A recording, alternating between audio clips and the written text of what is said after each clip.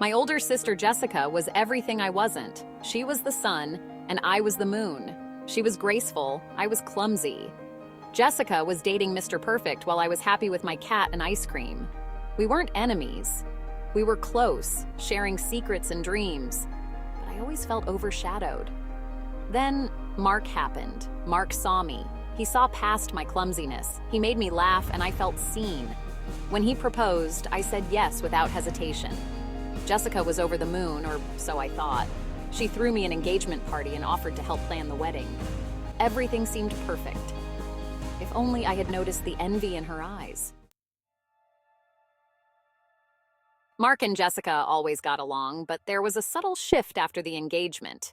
She'd make little digs about our relationship, comment on my weight, or remind me how lucky I was to find someone like Mark. She'd always been the queen bee. Maybe it was hard for her to see me happy. Jessica picked out a hideous, puffy, lime green monstrosity for the bridesmaid dress. When I voiced my concerns, she threw a tantrum of epic proportions. Her day? It was my wedding. We were sisters, and soon I'd be marrying the man of my dreams. Everything would be fine. Or so I thought. It was a Tuesday evening, and I was elbow-deep in wedding invitations when my phone buzzed. A text from Jessica.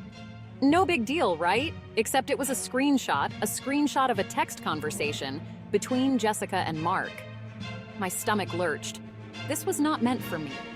The messages were a blur of accusations and lies. Jessica painting me as a jealous, insecure shrew who was dragging Mark down. She told him I'd been complaining about him, that I wasn't sure about the wedding, that he deserved better. The final message, in bold, read, "She doesn't deserve you. She'll ruin your life." My world stopped. The blood rushed in my ears, drowning out the sound of my own heartbeat. This wasn't happening.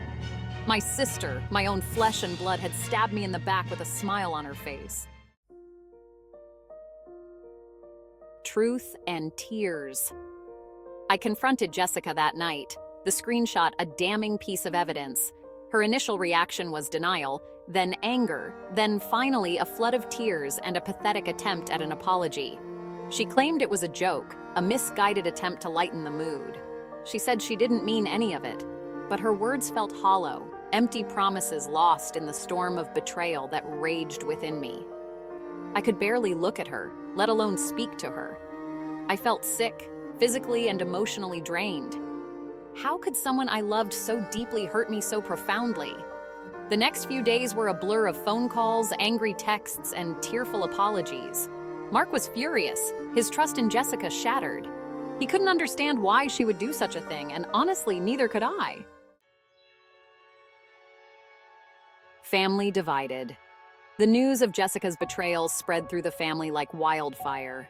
My parents, always the peacemakers, were caught in the crossfire. Mom urged me to forgive Jessica, reminding me that family is everything. Dad, usually quiet and reserved, surprised everyone by siding with me, his disappointment in Jessica palpable. She needs to understand the gravity of what she's done, he'd said, his voice trembling with suppressed rage. But forgiveness felt like a distant shore, an island I couldn't reach through the storm of hurt and anger. How could I forgive her for trying to sabotage my happiness, for trying to destroy the one thing that truly mattered to me? And then came the invitation. Jessica's wedding invitation. A gilded card embossed with calligraphy, a cruel reminder of the wedding she'd tried to prevent. My parents, ever hopeful, urged me to attend. "It's your sister," they'd pleaded. "Family is all we have." The wedding day decision? The day of Jessica's wedding dawned bright and sunny, a stark contrast to the storm raging inside me.